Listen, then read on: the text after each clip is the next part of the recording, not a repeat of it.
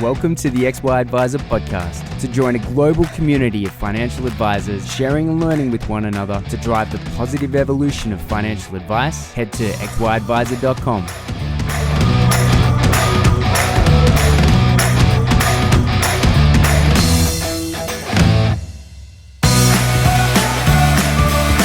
Both Zurich and Onepath life insurance offerings deliver the broadest range of offerings in the market with a combined 4 distinct solutions on offer to better serve all Australians. At Zurich and Onepath, we believe in the value of advice and the professionals who provide it. This means investing in more ways to help your clients and making it easier for you to do business with us. To find out more about how we can help you and your clients, contact your Zurich and Onepath Life or Zurich Investments representative today.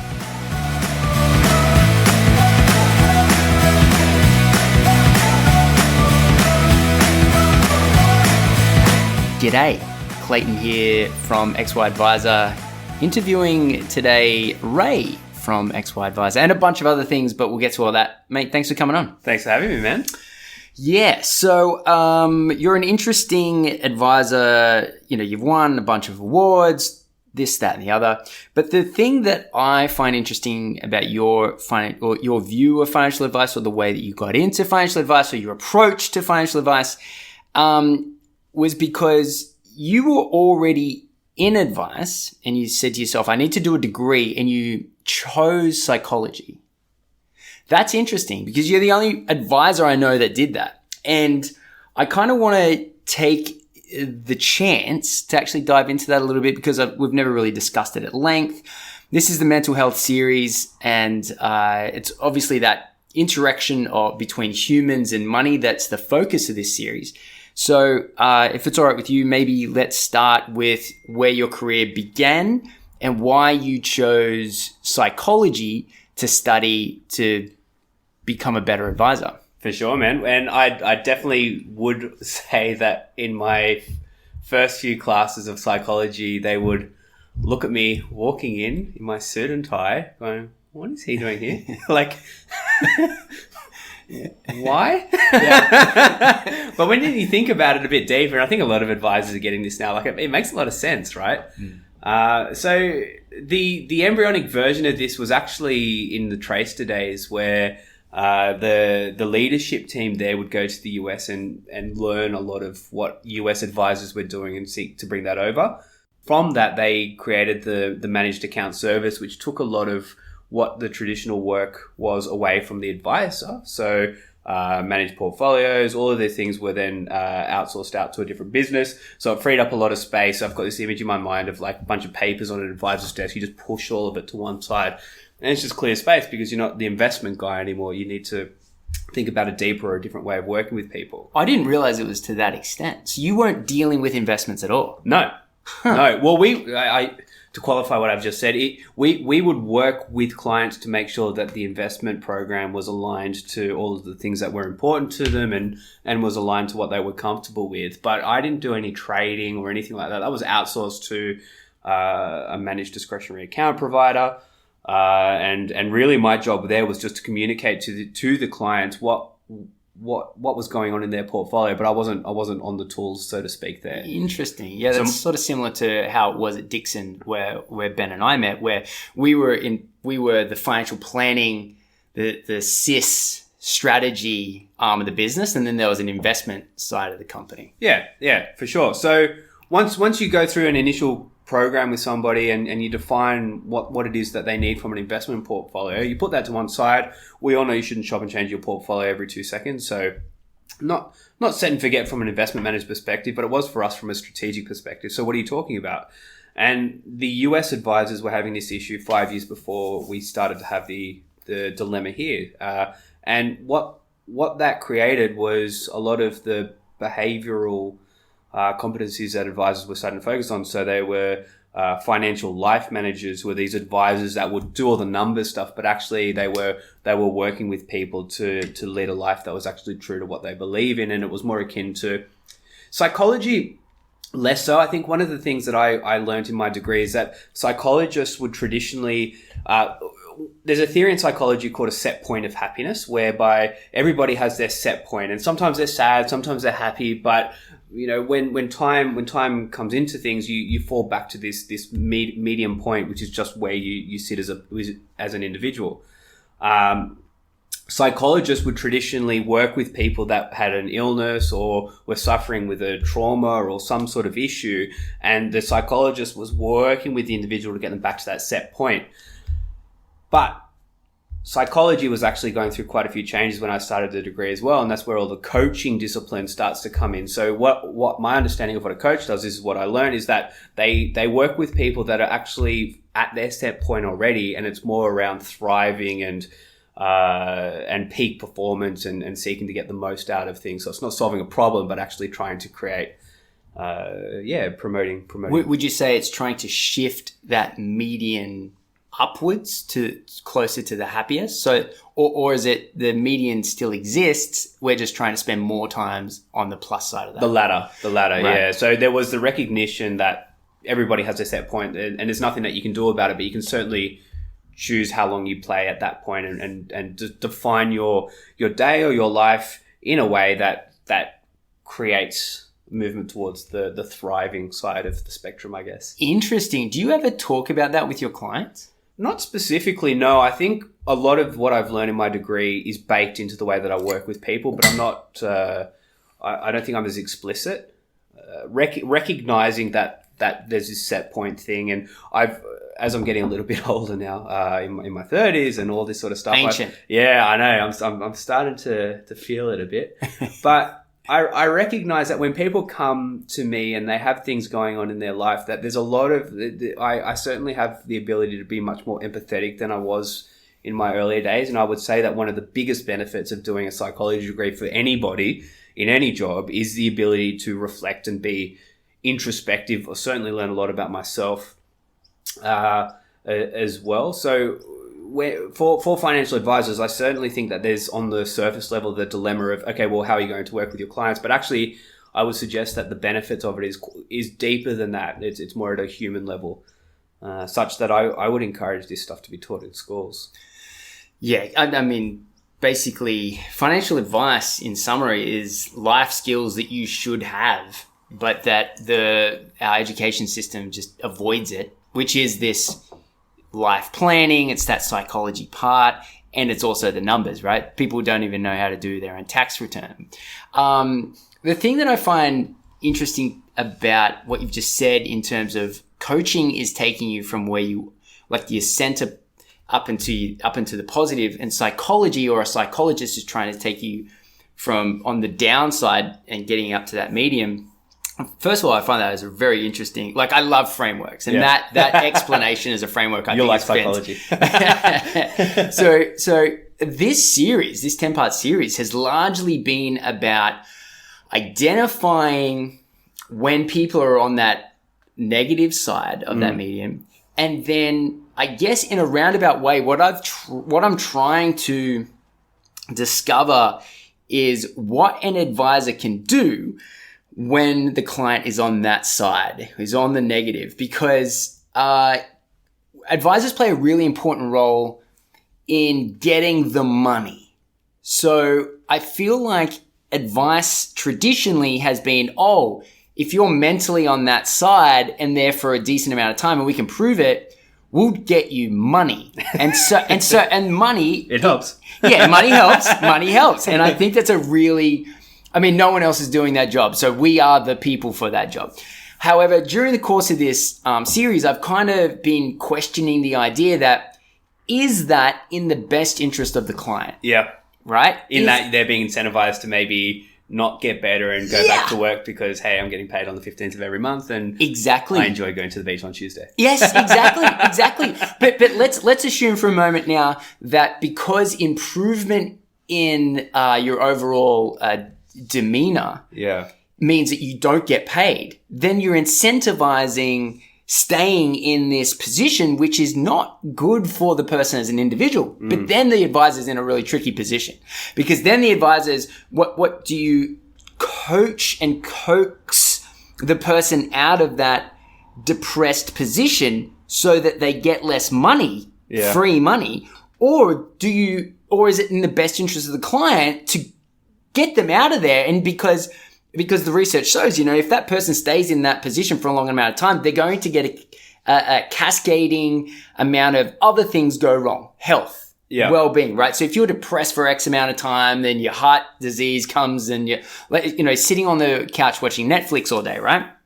And so I find it a really interesting concept of exploring what an advisor can do, if anything, to get people back up to where they should be. Because it's almost like the advisor feels like we're doing a good job. If someone's depressed, we can go, hey, we can get you that money. Because that's the point. And I totally understand that. And I don't want that to stop, right? But at the end of the day, advisors did such a great job of that APRA had to come in and rewrite the terms and conditions of what an income policy means because we bankrupted the industry, right? So because all the insurers, no one wanted to take the first step back from, offering this little T&C because X-Plan's little tool was going to put them at the bottom of the recommendation policy, to the point where they offered so much and advisors did such a good job at claiming that APRA was like, right, no one reinsurer is going to touch the industry, right? And so, like everything in life, there's balance. You go back and forth, right? But ultimately, capitalism, like if reinsurers are saying we're about to exit the country, right? Like at some point you have to re-examine what's going on. Yeah. And advisors, I will say, have done such an amazing job on that, but I feel like it's one-dimensional. And so this series has been about exploring about what else there is, and should we be dragging people up to that medium to get them back into becoming a working, contributing member of society? So putting that premise to you. Yeah. How do you respond? I think I challenged the premise a little bit, and I'd be interested to explore the numbers in how people have behaved in the past. But I mean, even with what's going on at the moment, like things are crazy, right? Like 10 years ago, if you spoke about the idea of being able to spend every day at home and working in your underpants, and like most people would be like, that's pretty cool, right? But actually the reality is, get pretty over it. And what I had found working with, a lot of my work was with pre-retirees, 50, 60 and gearing up to retirement. And what I found was that when you remove the financial obligation to work, people ended up working probably even harder because it meant that they were able to do just the work that they enjoyed and figured, like, you just remove that pressure. So if you're on an income protection claim and you're sat at home in your underpants and you're actually better, but the premise is that there's no incentive to go back to work. My experience with working with older people that isn't in income protection but a similar sort of environment is that they're actually seeking ways to engage and do things and actually be a contributing member to society, because to receive a paycheck and not do anything else isn't happiness. Sure, yeah. Or at least for a long period of time. Or at least for yeah. 5 weeks of holiday a year ain't bad, but exactly. Maybe not years on end. So I don't know. I'd be interested to see that if there is this tale of people who are, and I'm sure there are the exception where people are obviously taking the piss, so to speak, but I'd be interested to see if there were a lot of people who were on an income protection claim and were able to go back to work but chose not to. Yeah, that's actually really good. I mean, I think that data by definition would be impossible, unfortunately, to get a hold of. Because literally the survey would be, are you rorting the insurance company? So, no. Yeah, exactly.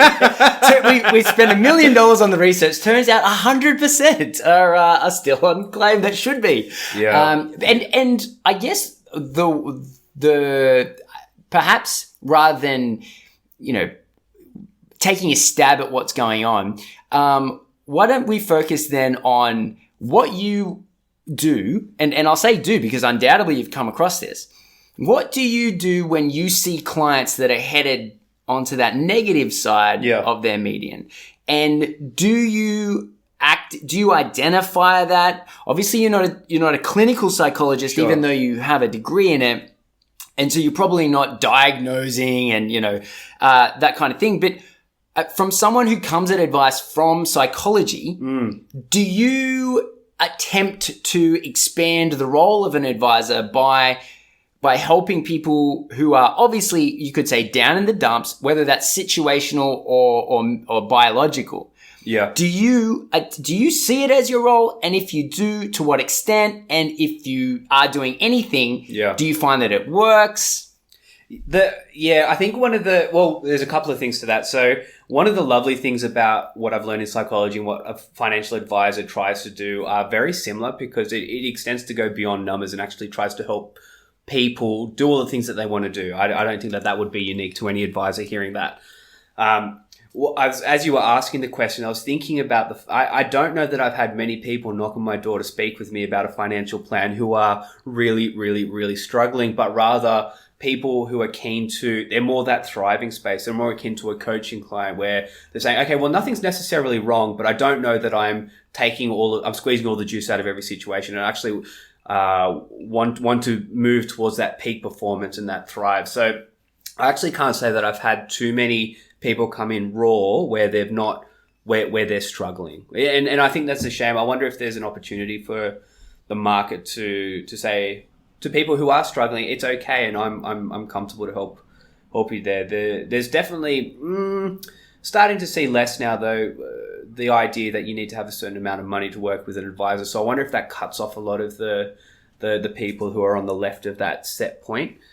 Thinking to a couple of insurance claims, or where money has given us the opportunity to have a deeper conversation, I really just put it to one side and say, okay, well, if money wasn't an object, or if you were doing all of the things that you wanted to do financially, just put that to one side. Let's have another conversation. This is the work that I was doing with a lot of retirees, to say, what are you interested in? Like, what is it that you want to do? Because retirement at 55, as an example, and waking up on Monday morning with nothing to do, in what I've seen in my clients, is a miserable. It can be a miserable existence. So, what are you interested in? What do you believe in? What do you want to do? So, having those conversations with anybody who have financial capacities, I think, is an important one. But even for people who are struggling financially, putting meaning behind the numbers to say, okay, well, let's put that to one side for a second. Let's have a different conversation. That's valuable. But I don't know that I'm unique in that. I think it's just that I've had the fortunate opportunity to explore the academic side. But I would suggest that there's a lot of people in the industry doing exactly that. Yeah. I want to explore how you go about those tough conversations with your retiree clients. Yeah. Right? Do you have any tools, or do you have a workbook do you have a list of questions perhaps that you ask? Because the severity of the outcome of that conversation is so large. Yeah. That I would imagine you're not just sitting in front of someone being like, oh, mate, how's it going? Like, what's your purpose in life? What do you want to do? Yeah, man, watch soccer. All right, cool. Now moving on to the other things. Like, I'd imagine you've got there's a lot of weight. So how do you make those conversations easier, and how do you get how do you get those answers that actually lead to actions? Yeah, a lot of the time people, because we're not conditioned to answer these questions, and I always preface the conversation to say, I'm going to ask you a lot of difficult questions that are probably you don't have the answers for, and that's okay. Like, we can work this out. I'm not going to pin you to any of this stuff.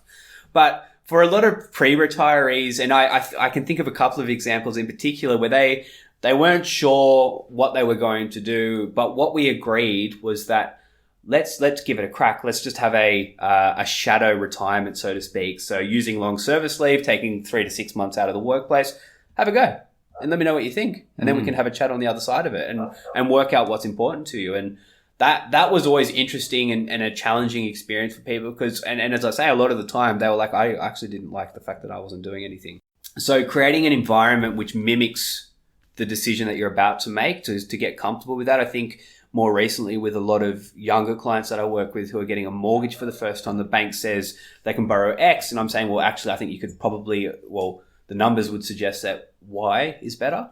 That said, why don't we just run your bank account system to say that you're paying the mortgage at X for a period of time and see how you feel after 3 months? Oh, that's interesting. And it's always interesting to see. I mean, sometimes people are like, yep, that's sweet. I'm happy to make the sacrifices. Or no, this is stressed. This would stress me out. And you start to see that it would impact a lot of other areas beyond the money, which is, I think, a really valuable exercise for people to go through. And for retirees, I was creating that type of thing. Let's give it a crack.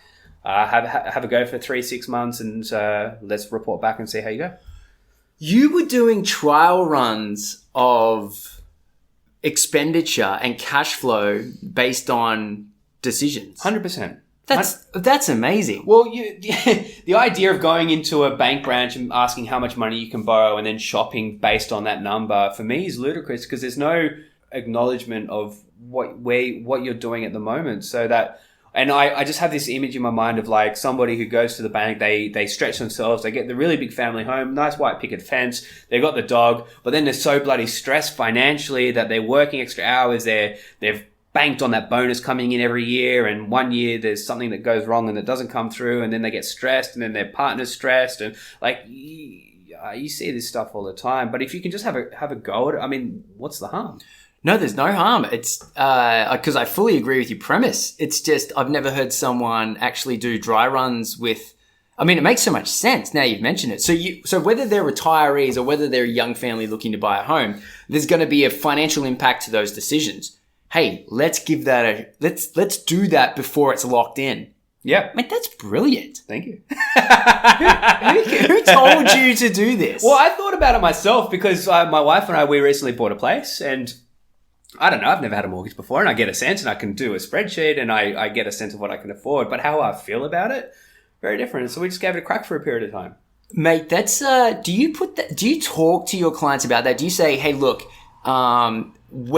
because a financial planner is all about pivoting as decisions, life changes so rapidly that certainly within a couple of years you need to, as we learned from Carl Richards, I should say, during the work from home tour. That was if anyone listening to this who hasn't seen or listened to this particular presentation that Carl Richards did, absolute gold. Yeah, totally. And then the thing that he didn't go into, but you've alluded to, is that, well, why not test before you get to that pivot? Why don't you test how you feel about that pivot before you do it? Do you say that to your clients? Do you say, hey, look, when we get to this stage, rather than diving in head first, I'm going to want to work with you through this short little phase beforehand, before you go and do it? Is that kind of the part of the conversation? Or do you only bring it up as it occurs? Or are you sort of pre-selling that environment? No, I'm not that clever. I'm not so explicit in a lot of these areas. I just try to bake it in. Sure. And I get a sense like when you put together all these beautiful spreadsheets and plans for people, it's pretty alien to look at a whiteboard or look at a computer screen and be like, okay, well, there's your life. What do you reckon? Like, it says good. Do you think it's good? And like, I don't know. It's like, okay, well, that's okay. Let's just have a go for a second and see how it feels. Like that's okay. So I gauge based on the people. I think I'm quite fortunate that I work with a lot of really capable people, and they're very they pick up things quite quickly. So creating a shadow environment for every single one of these people would be largely frustrating, I would say. But recognizing sometimes that people just need a little bit of help and a little bit of that assurance. It's not for me to tell them that it's the right or wrong thing to do, but to create an environment where they can work that out for themselves is akin to that psychology and coaching thing. One of the biggest things, and this is one of the biggest struggles that I had to overcome working in financial advice, because in financial advice, in my mind, it's like, okay, well, people will come to me because I'm a subject matter expert and they're there for my opinion. So I should be the advisor. I should be able to tell you what I think you should do. Coaching, totally opposite. Psychology, slightly different, but more coaching. Coaching will never... A good coach will never give you what they think, or they'll never give you an answer, but rather just ask questions and create an environment for you to figure it out for yourself. And for me, as a practicing coach, it was very frustrating because I would sit down with you, Clayton, and as an advisor, I'd be giving you very clear views and opinions, and then I have to sit down as a coach, and I'd be getting these low marks saying your approach is inconsistent with what it is to be a coach because you're putting too much of yourself into that person, and you're leading them in a way where you're trying to create a predetermined outcome, or you're trying to reach a predetermined outcome. But coaches are actually really, really good at just exploring, and it was one. Now I bake that into my financial advice work, where I seek less to be the directive advisor of saying these are all the things that I think, but rather these are all the things that are worth considering. What do you think? That's cool. Where'd you do this training? The Australian College of Applied Psychology. I had the benefit of working as an advisor for a couple of psychologists. So before I embarked on the degree, I just grabbed coffee with them and asked them what they thought I should do. So financial advisor, looking at more behavioral stuff and working with people, what do you think? And they said, well, actually, a clinical psychology degree ain't going to give you what you're after. You're going to spend a lot of time understanding the constructs of a brain and statistics and a lot of the deeper side to the theory. And it's not very practical, frankly. Like, you don't actually get practical elements until much later in a psychology degree. But rather, if you look at I think, Jansen Newman, I think is the name of another college. But basically, they're leading me more towards more applied aspects. So my degree is actually applied social sciences and social psychology, as opposed to a degree in psychology. And the reason being is because the focus was more on the applied aspects, so the different areas that you can actually use. Yeah, that's an interesting part that we, again, going back to the work from home tour that we were discussing with Michael Kitsis. And he was saying there's a lot of data and there's a lot of takeouts looking at behavioral finance, but it gives you nothing in terms of what to do about it. What to do, yeah, 100%. And it's so right. It's 100% right. And I was thinking in preparation for this, I was sort of looking at my old uni notes, and it's just different tools, like different ways of engaging with people, different ways of thinking. One of the really lovely things that I picked up in coaching specifically is that, because I am a pretty traditional sort of fella, right? Like spending time talking about how I'm feeling is not a comfortable. It's not where I sit, naturally. So it's kind of interesting that I was in this class, and to be honest, I was largely a skeptic in the early days. I liked finance because there is no subjective nature to it. It's 1 + 1 is 2, and that's just what it is, and let's move on. You're right or you're wrong. So going to this space, running straight into this space was scared the hell out of me. But one thing that someone told me very early on in the degree, which I loved, was, well, we're going to talk about a whole bunch of stuff here, but just take the things that are helpful and leave behind anything that's not helpful. It's very Bruce Lee. Yeah. Is it? Yeah, absorb what is useful, discard which is not. Yeah. So I did a presentation the other day on behavioral sciences, and that was just my approach. Like, I think everyone's trying a whole bunch of different things, but don't get too caught up. Like, for anyone listening to this who's interested to explore, there are great resources, but don't get too caught up. There's a lot of different views, and I think people are still trying to figure this stuff out. Just take the things that are helpful and leave behind the things that are not. On that, what's helpful? Do you have a couple of books that people should read? Blogs? Training? Is there anything that you recommend? For example, during the series, I've learned about a mental health first aid course. Oh yeah! How cool is that? Yeah, I love that. You learn basic first aid for someone's psychology. I think now that I've learned about that, I really would love to explore that a bit more. But is there anything else that advisors should look at? In an ideal world, doing the degree that I did would be amazing. I recognize that it's certainly not a FASEA aligned degree. So does that mean you have to do another degree? I need to do more units. Okay. So I need to. It's a what is it called? A non-aligned or non-specific, right? Non-relevant degree. Yeah, right. I challenge that notion, FASEA, but anyway.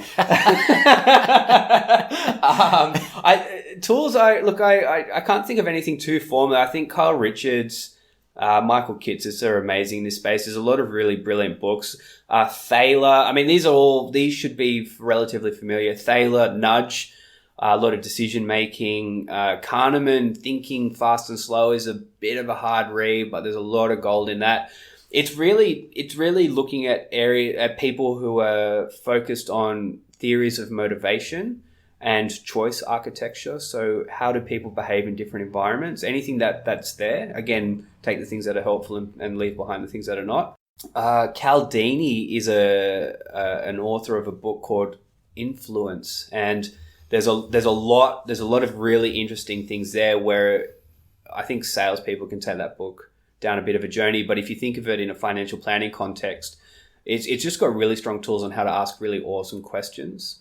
Yeah. Yeah, I read Influence when, because we met originally at A&P Horizons, and there was a strong sales element to that, you would say, right? I would. Now, we were both, I'd come from accounting, and then I'd spent a bit of time at Dixon Advisory. So I was a paraplanner for a while.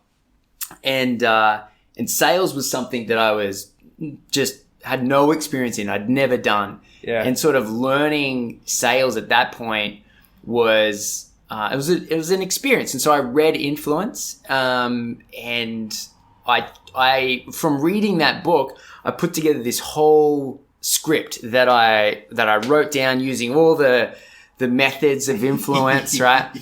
And I remember trialing it on the phone and just constantly getting hung up on. and I was like, okay, cool. But it was a very good experience to go through, because I thought at that stage, sales was taking someone from not knowing anything about me to coming from it's going to a meeting and then becoming a client. And I guess in its most rudimentary fashion, that was what A&P was trying to get us to do.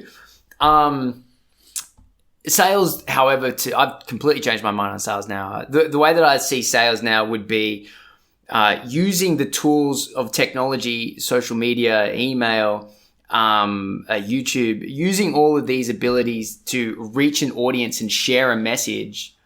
That's your sales process. That's the marketing now, because of your ability to reach so many people, and for people to opt in to what it is that you're doing. You can now do the sales process is done digitally, away from the individual, and the better job that you do at, let's call it marketing, the smaller your sales pitch needs to be. In fact, the ultimate marketing would be that someone just reads or learns everything about what you do as advice online, and then puts their credit card details in by clicking a button online. Ultimately, if you had a perfect marketing process, that's what would happen. But obviously, financial advice is a bit more complicated than purchasing things online. So, but ultimately, if you can get people to believe in what your message is to a large extent, they're just coming in to meet with you just to double check, right? So the sales process now, to me, is they should know everything about you. And your goal in the sales meeting is no longer to get them to know nothing about you to becoming a client. It's now, hey, let's just make sure that what you've learned about me makes sense for you to do actively.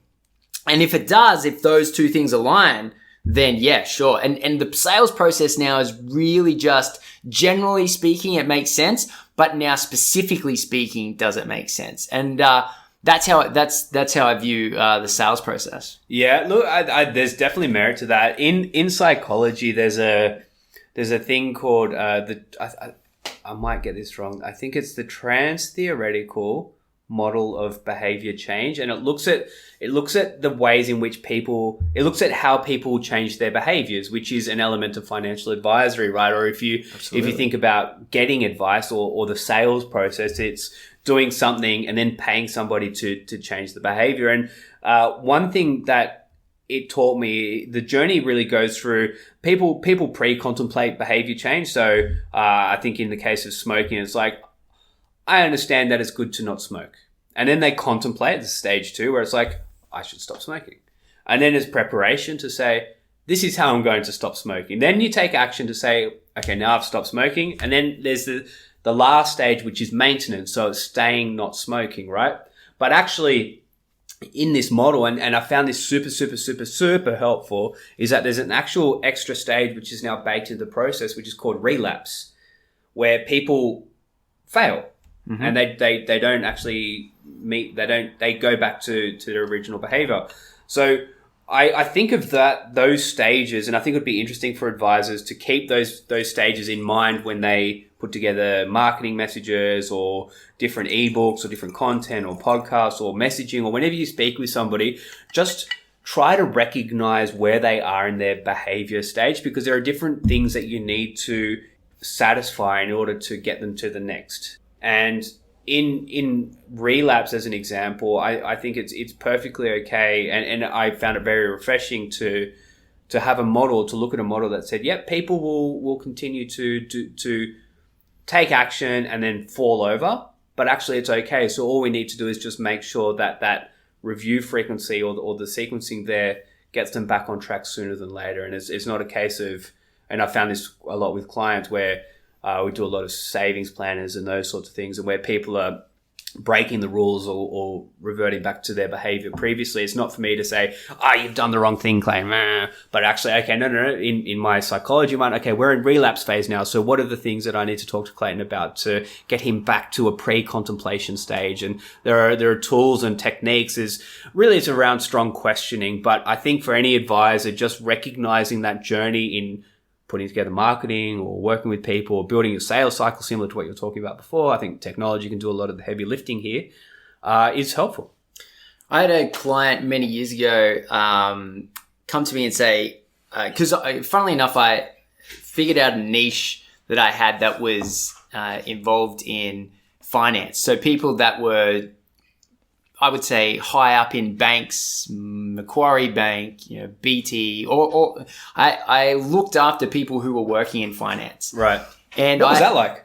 It was really good. Yeah. Because, and in fact, if I was to start another company and to get back into financial advice, I would go even deeper. Yeah. Because what's really interesting about working with people that work in finance is they understand it academically, but they don't understand the interaction between the personal interaction with finance. So they can talk about billions of dollars, but when talking about the price of a cup of coffee, they're sort of it's a really interesting. I loved it actually. Yeah. I really enjoyed it. So I had a client. He ended up starting his own business, but he wanted my help simply for accountability.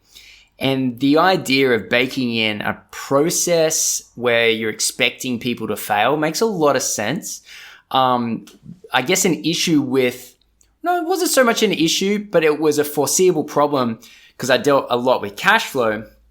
Was, okay, while we get someone to go from where their spending patterns are currently to where their spending patterns should be or most optimally be, I would bake in error and failure to begin with. So let's say we're taking care of all your bills.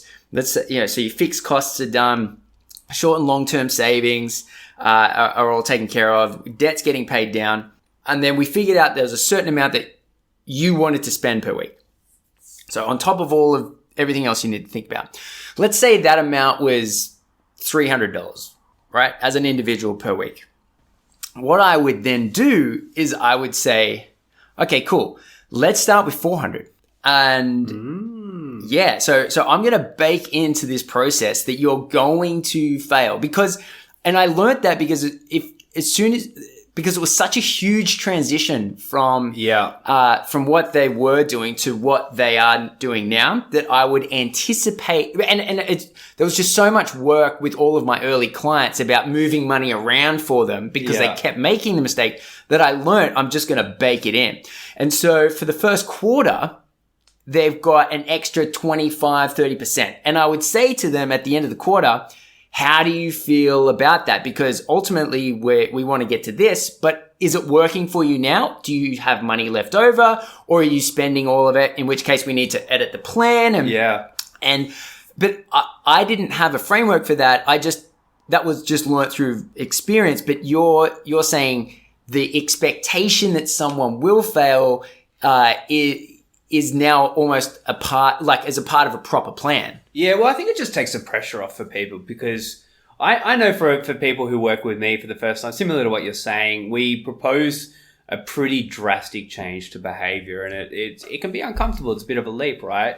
And just, it's a little bit taking what's helpful and forgetting what's not. It's like, if this doesn't work in a month, and I say to clients now, it's going to take 3 months before it starts to feel comfortable, and that's okay. Like remove the stress or the pressure of having to nail everything right now and make sure it's 100% perfect.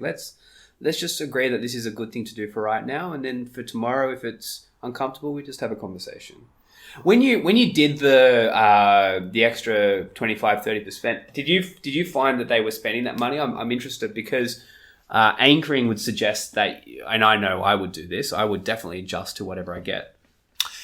Yeah. So as you know, when you're dealing with people's cash flow, emotion's a big part of it, right? So how people respond, because it's proximity to expenditure, right? So worrying about your retirement is so far away, assuming you're dealing with someone in their 30s or 40s. Yeah.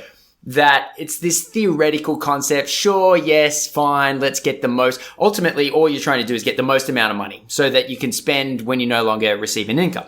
Fine, sure. When proximity to expenditure is very short, the increase, the emotional reaction is super high. Are you saying I can't go to dinner tonight? Yeah.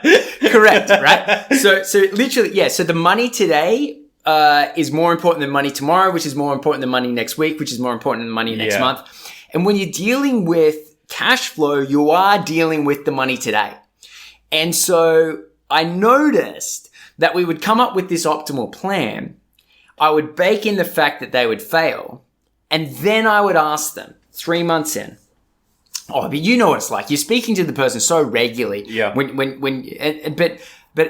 And I'm asking here and there, but after a while we would then have a meeting and I would say, how is it going? Like, do you feel like your behavior has changed to warrant this reduction in expenditure, or should we edit the plan?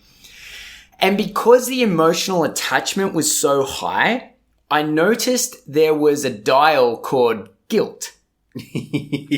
Guilt was an emotional dial that I had access to. Yeah. And so basically, let's say 300 was the goal, but we were giving them 400. And I would say, are you spending that 400? And if they said yes, they would look at me and they'd say, sorry.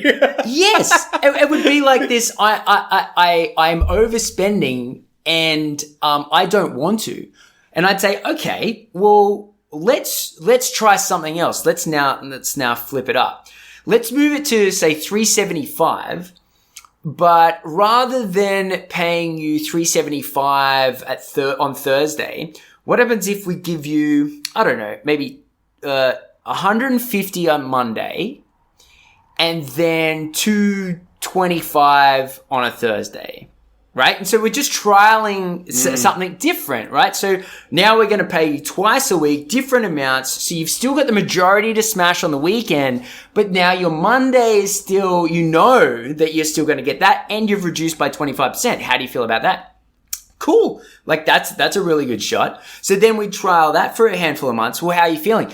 Or actually, I'm kind of left over with a little bit of money at the end.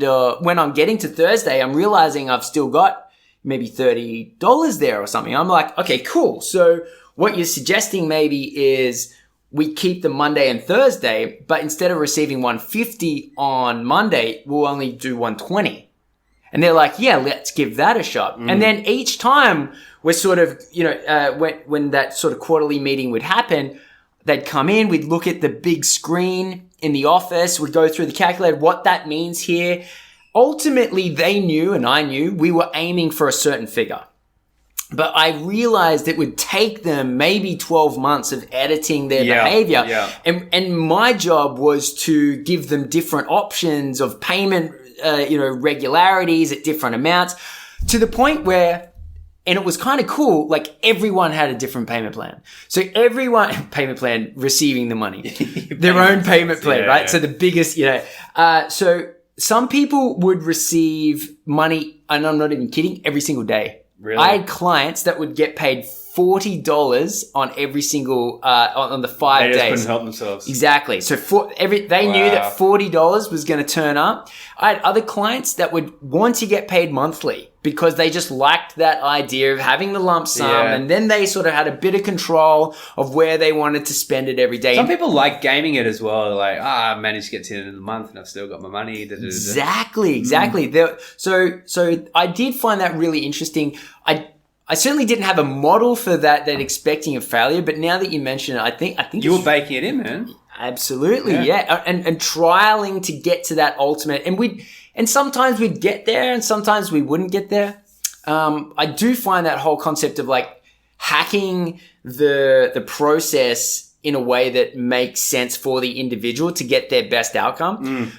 And the things that I did really well in my advice was the outcomes. I was very good at getting outcomes. Like I would, and I've always said this, I'd always put my outcomes against any advisor. What I lacked, I felt, and certainly looking back, was the process on getting those outcomes. So I wasn't very good at taking people on a journey. Beyond that cash flow piece, the rest of it, I was very directive. I was very sort of... Yeah, this is what I think. This is what I think. The word advisor, like this is something I've struggled with so much. And it was one of the frustrations I had back at AMP. It's like the word advisor implies that I will advise you. I'll tell you what to do. Correct. And I struggle with, like, call me naive, but back in AMP Horizons, I remember when I first... It was basically this circular thing of like, well, you can't lead somebody's decision. You can't put them in. You can't tell them to be investing here because you've told them that. I was like, yeah, but they asked me. It's like I'm sort of thinking about it now. I wonder if the notion of an maybe the notion of an advisor is a bit worth considering to some extent. Well, I mean, a lot of people are moving across to financial coach, right? Yeah. One of the things that I would think listening to this, if I was listening to it 5 years ago, is I was a real cynic or a critic of cash flow advice, because I would think that talking to somebody about spending $775 versus $150 is playing in the margins, and it's not scalable and it's not where the value is. But actually, thinking back to the psychology degree, you're not selling $25 a week. It's that behavior change. And that you can't quantify it. It's the equivalent is getting the personal trainer at the gym. Yeah. Everyone knows that if you get the personal trainer, you know you're going to end up with a better result. Just, do you want to pay for it? And if I think to my mates, and as we're all sort of getting older, a lot of these guys now are in a position where, you know, they've spent their early years in their 20s kind of asking me for advice, because I was in financial planning and they didn't want to be a client and I didn't want them as a client. But they're like, you know, Clay, what should I do? And I'm like, look, this isn't advice. What credit card, mate? But, you know, like, and this is the kind of thing. And I had a call from one of these guys the other day and he was like, blah, blah, blah. And I'm like, okay, let's look at what you got. You're on a salary of about 180. You're maxing out your concessional contributions. You've just bought a house. You're asking me for help. I'm like, I'm not your financial planner. Like, you need to get a financial planner. And like, and after spending 10 minutes with him, he goes, yeah. And I remember saying, actually, for you, your personality type, I've got someone for you. But I never intro. Okay. I always, because I know so many financial planners, I think of the personality types and I just go, okay, you should research this person. So I get them to Google the advisor and then do their own research. And I actually tell them, don't even mention my name. Like, I want you to go through the process as if you are completely foreign to them, because you should. And then if you end up becoming a client, cool. Like, we can all talk about it at that point. But I don't want to lead the witness. Yeah. And I want you to get the perfect outcome for yourself. And I've found that to be a really good way of referring clients to advisors. Couldn't agree more. I actually had a conversation with a friend of a friend this week. He's like, "Oh, Ray, you know, we caught up at the wedding a couple of years back, mate. I'm keen to get my stuff sorted. What do you reckon?" And so like, cool, mate. We had a conversation. We spoke for about 30 minutes. I was like, yeah, cool. Like, you definitely fit. Your problems are the problems that we solve, so that's great. I will just say that it won't be me though. So I just pass it on to another, because it's not fair. Like, there's too much going on in that relationship to it would be unfair on me as an advisor, and I just wouldn't want to be. You don't want to be the guy walking into a barbecue with your mates. It's like, oh, Ray, you told me to roll my money into Sun Super. Yeah, no. You don't want to be that. Yeah. But you don't want to turn them away either, because I actually want help. So, man, I'm all for that. Yeah. So one of the, I guess if we were to get close to summarizing, two really interesting things pulled out of this conversation was, one, this idea of there's there is an expectation that the client's going to fail, and you've just now adopted that as part of the planning process. And then the other one is this idea that you've got a median point of you as an individual, how happy or sad you are. If you're going from median up, then that's coaching, and you're trying to peak performance and helping. And that really is where advice plays. If you think about it, it's always about dragging that person up from where they are. Because in order for someone to have advice, they're either got to be one of two things. They either have to have a bunch of assets, or they either have to have it like a decent income, right? Because at the end of the day, sure, like a low income and low asset person probably needs advice, but what you can do for them is kind of limited. Their need for insurance is high. So sure, like insurance advice is super valuable, because if you can't pay for your own problems that go wrong, then you need someone that can, and insurance advice is super valuable in that position. But realistically, and especially with all the costs going up so much, it's either a case of like, if someone has a high income or high asset base, then they just simply should be getting advice. And the idea of taking someone into that peak performance area, I think, is a really good way of articulating it.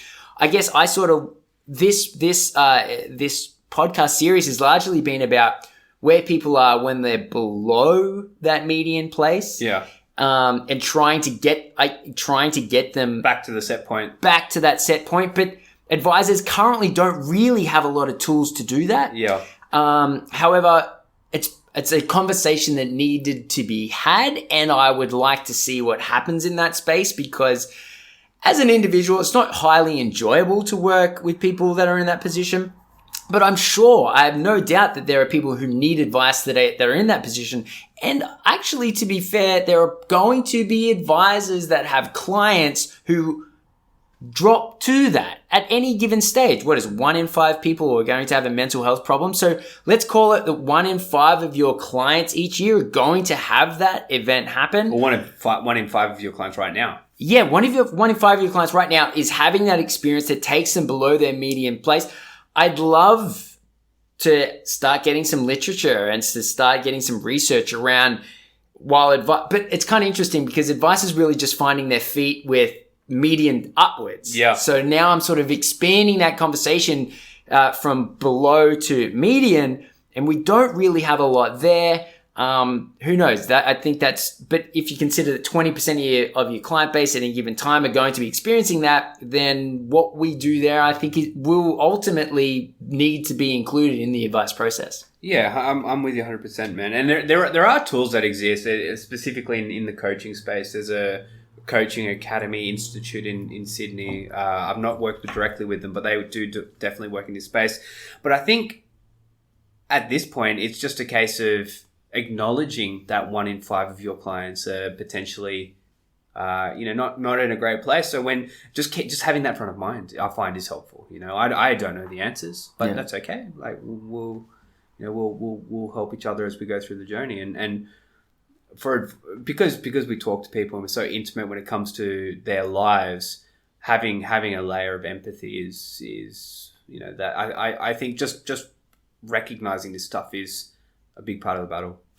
Well, mate, we've been the founders of XY together for many years, and I would say probably your exposure to that psychological piece has reverberated so deeply within XY, and then thankfully we've had the chance to reverberate that further out. So you've had a big influence on advice, certainly in this country and around the world. So on top of all your awards, mate, blah, blah, blah, blah. But look, it's been really cool to do this stuff with you for a while. So thanks for coming on as a guest. I really appreciate it. Yeah, man. Appreciate it. Thanks for asking me on.